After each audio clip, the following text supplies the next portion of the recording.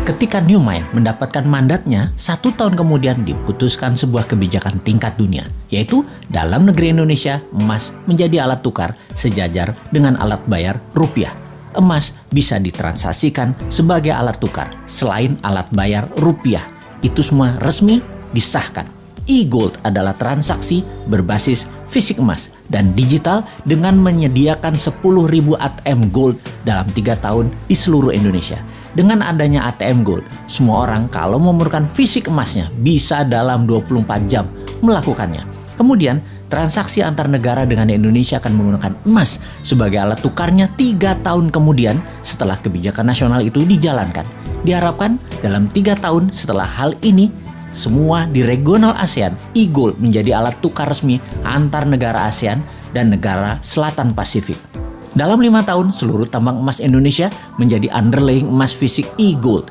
Semua ini sesuai dengan pasal 33 Undang-Undang 45 bahwa kekayaan alam milik rakyat 100% dan menjadi base transaksi 24 negara, negara ASEAN dan negara Selatan Pasifik, dari ujung Burma sampai Guam. Kemudian masuk ke seluruh negara di dunia yang berpenduduk mayoritas Islam dan negara yang kuat pendanaan syariah seperti Inggris dan Uni Eropa dalam 5 tahun setelahnya. Maka dalam 15 tahun setelah kebijakan diterbitkan, ditargetkan 50% transaksi dunia menggunakan e-Gold.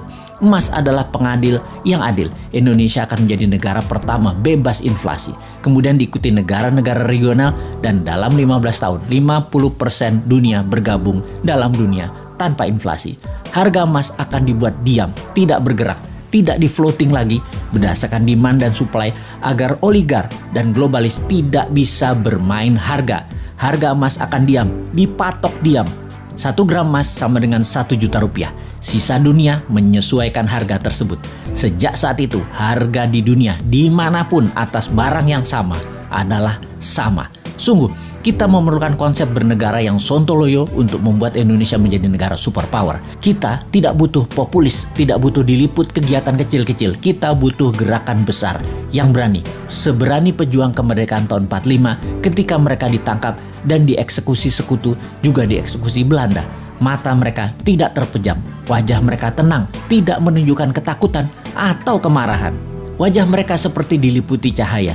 Itu kesaksian banyak para tentara asing yang bertempur melawan kesatria bambu kuning tersebut.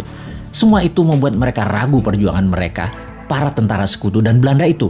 Karena di bawah sadar mereka tahu, kesatria bambu kuning ini dibela alam, diberkahi Allah, Tuhan semesta alam. Karena itu, mereka segera sadar dan mundur. Segitu besar pengaruhnya bahwa keyakinan membawa kebenaran hakiki oleh pejuang kita di tahun 45 bisa memerdekakan bangsa yang besar milik dunia ini.